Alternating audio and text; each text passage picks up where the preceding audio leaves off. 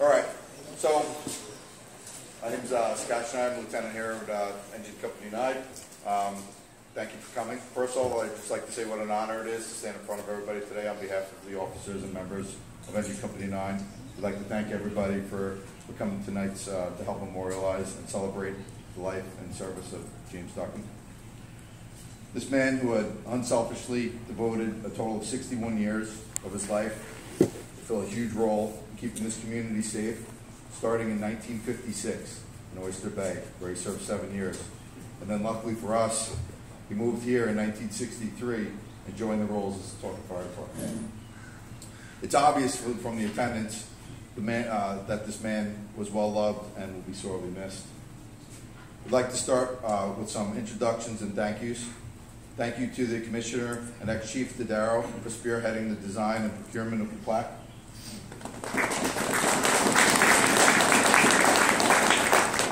Thank you to all the chiefs and officers present and past for recognizing the importance of memorializing and taking the time to be here. Thank you to the Board of Fire Commissioners and their support and contributions. Thank you to the Fire District and all of its employees who have done all the background work to prepare to keep our firehouse clean and ready.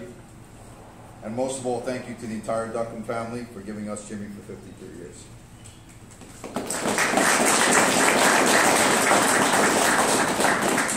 So we're going to have a couple people that want to say a couple quick words. First, we're going to call up the Chief of Department, William Rohr. Thank you. Thank you for allowing me to speak on behalf of the Chief's office and the department at this, I think, joyous and happy occasion. The last time we were together to think about Chief Duckham, it was a sad time. We had just lost Jimmy, and I was honored on behalf of the fire department to speak at his firematic service and represent the chiefs and the officers and members of the department. And at that time, we talked about all that he had done for this place and the hole that we were worried it was going to leave and how he could ever be replaced. And during that time, between then and now, I truly and sincerely hope that you guys were able to get some healing in and to sort of wrap your head around the loss and deal with it in whatever way you can deal with it. And we're doing the same on our end. But today, I think it's really not a continuation of mourning. I think today is a celebration of the honor of Jimmy Duckham being our chief, being our friend, being our mentor, and all that he did for this community, for this department, and for all of us in this apparatus floor today. Sorry about the radio.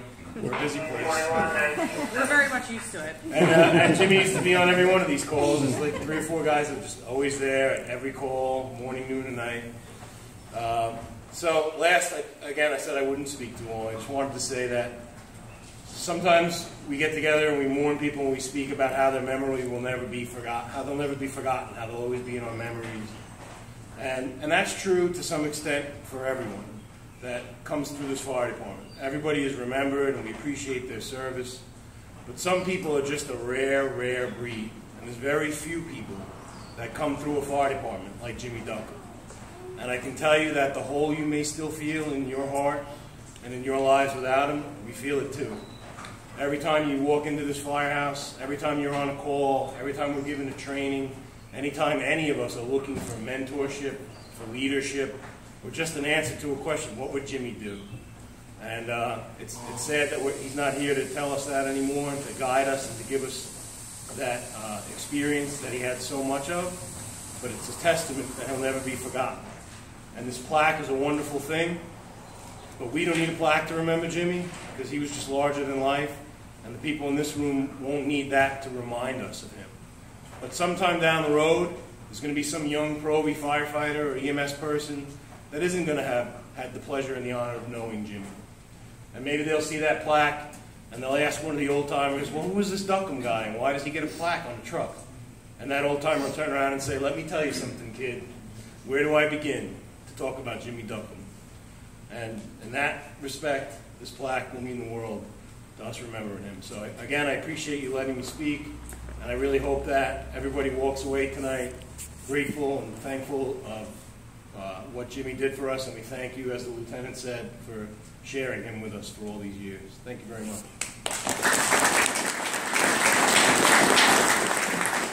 Thank you, Chief Rohr. Now we'd like to call up a representative from the Board of Fire Commissioners, Jay Gardner. Say some words. Thank you. On behalf of the Board of Fire Commissioners and the district employees and our district manager, Dave Stern, we'd like to thank you for the honor of letting me talk about Jim Duckham. Jim was also a very valued employee of this district. I got a chance to know him from both sides. And I made a couple of comments to his family at the wake that we're in a tough business. Whether you're a commissioner, a chief, an officer, the higher you get up in rank, not everybody likes you. And never, ever, in all the time I've been with this department, and I'm a youngster, I'm only here 29 years, I never heard anybody say anything bad about Jim Duckham. Yet Jim would tell you what he thought, real openly and honestly. I never heard anybody say anything bad about him. But what he did bring to us at both the district and the department was a sense of heart. He did his job, and he did his job well. When he worked for the district, I mean, everybody knew the Billy and Jimmy show. It was that simple. They were there for us, they were doing their job, and they were doing their job to the best it could be done. And believe me, we miss that. We do our best, to have those jobs covered today, but it was sort of a built-in. And even with time, those things happen that we can't have that anymore. I'd like to throw out a challenge to all the young people when we talk about role models, and Chief Ward touched about that. Jimmy was a role model.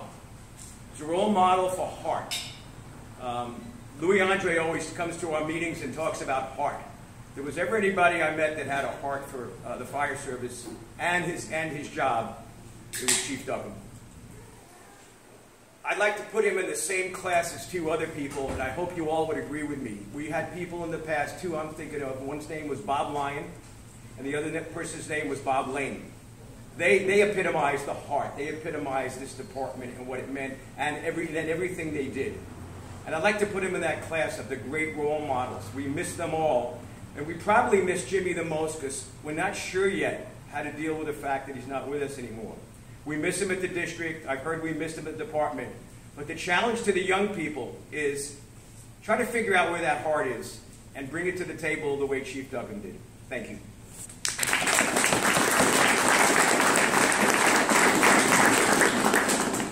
Thank you, Mr. Gordon. So the next person we'd like to bring up was somebody that worked closely with Jimmy in more recent years, is retired fire protection coordinator, ex-chief of the department, and retired PIO, Lawrence Hall. And we're lucky to have him here tonight, so there he is. Come on up, Larry.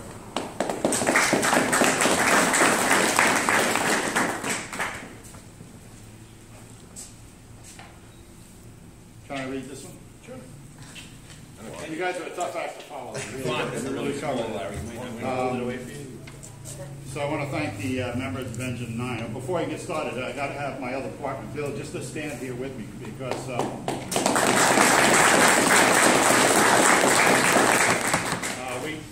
I was a newcomer. I only did 10 years with these two. They took me under their wing, and it was really quite an experience, that 10 years working for the district with these two.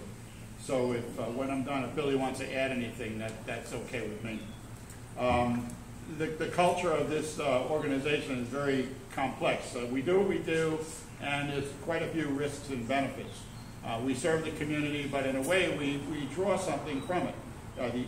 One of them is the opportunity to belong to this elite group. I'm very glad that they invited me to come back in and speak at Jimmy's memorial here. We train, we learn, we practice, and we continue to practice. And when the bell rings, we go into action. There's no hiding the fact that this is one of the most dangerous professions on earth. Knowing this, it's important to realize that in order to minimize the dangers to us, the topic of firefighter safety has to be at the forefront. We read, we attend classes, we talk.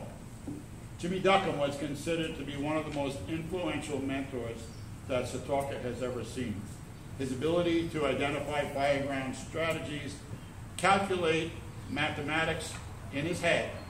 And a funny side note on the in his head, when we went out testing hydrants, we had another guy working with us, Nick Spot is not here tonight that I know of. Nick would do it on the computer. Jimmy would race with his mind, with his pencil, and with a piece of paper. What a reference, what a resource. His abilities to identify what certain structures presented as far as safety issues was not to be believed. He was unbelievable. And he wasn't one to go around preaching to the masses.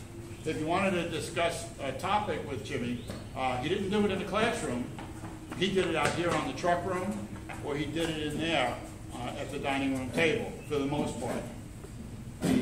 The culture of all firehouses is that a lot goes down at the dining room table, just like at home. You know, if you have a family with your meal and you communicate with people, what goes down at the dining room table. Some of it is business, a lot of it is kidding around, fooling around. Jimmy could work both ends. Jerry Pellegrino Jr., am I right? Could Jimmy work that table and put you in your place if he has to? Absolutely. So this dining room table is part of our culture, and that's probably where Jimmy did most of his work. He's got so many different facets, you'd probably have to write a bibliography on him. But one thing that Jimmy always said, that if he's going to do a job, he's going to do it right, or he's not going to do it at all. And what always was at the forefront with Jimmy was firefighter safety. So when he did the job as fire protection coordinator, he would always say, I'm doing this to keep the guys safe. Now, when Jimmy passed, you know, we wonder, how do we memorialize somebody like this before the plaque idea came up? And I thought, wouldn't it be great, with all due respect to the people in this community that have been voted People of the Year, Volunteers of the Year, why couldn't we get Jimmy Duckham on that role of People of the Year?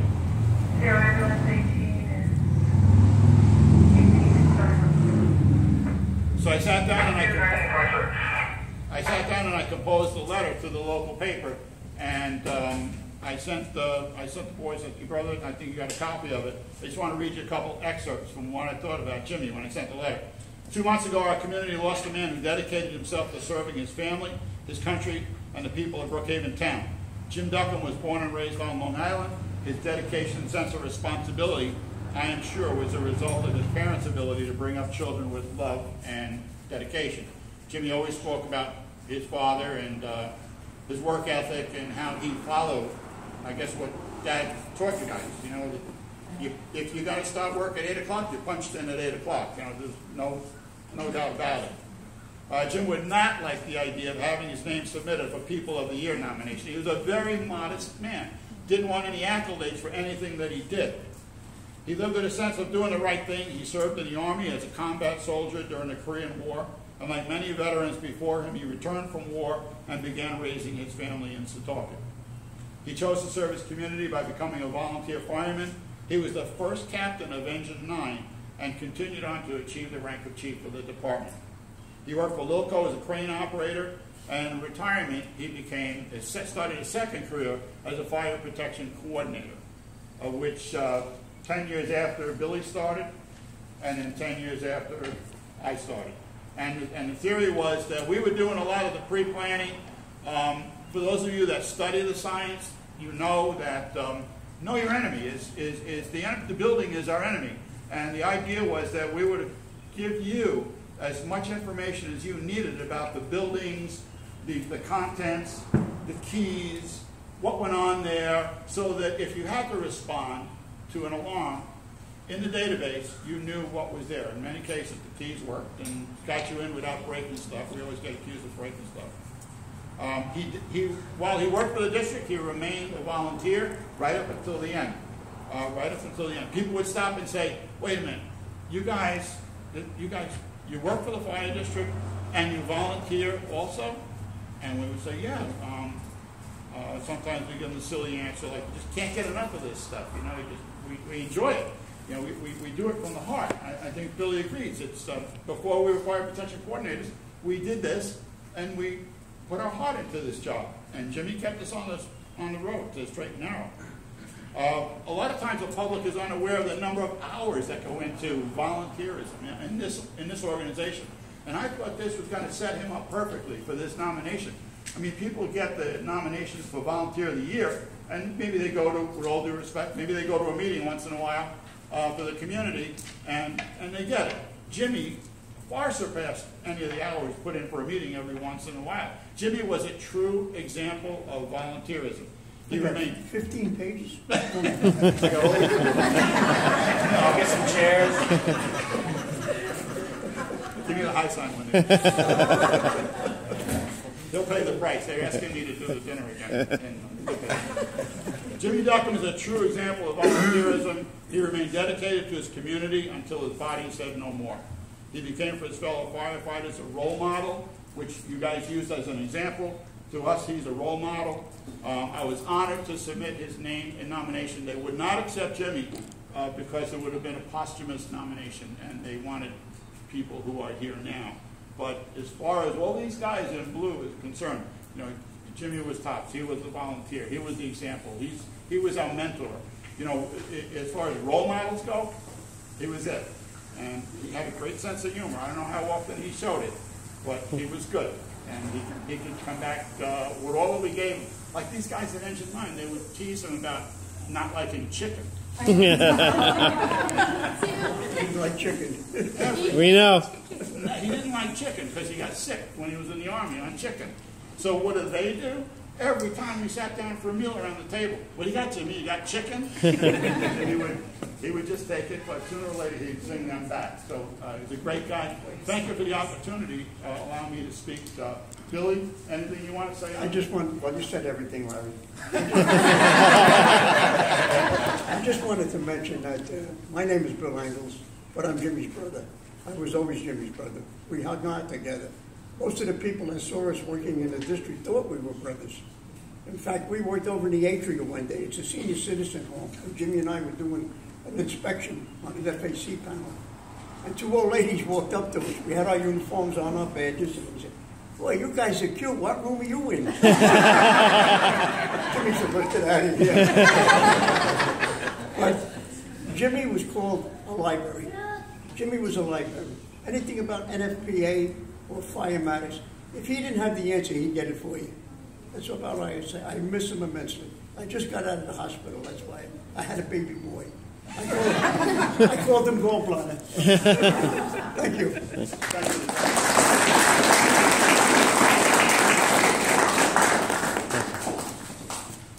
Thanks, Lawrence and Billy. So, just like to give anybody else that would like to come up and say a couple words in Jimmy's honor, an opportunity to do so. Don't feel it necessary, but I definitely want to not exclude anybody that might have any activities that I share. Okay. That's fine. I think there's a lot said, and Larry always does it the best. He always gets all the right words out, and we appreciate you coming down, and thank you a lot. Again, thank you everybody for showing up. Company 1, Company and Hook and Ladder for coming down, and Force. We really appreciate everybody coming out. And now we'd like to get to the point of the ceremony where we unveil the plaque. So I'd like to invite Anthony. Who put so much time and effort into it from both the board and the company. Thank you, so.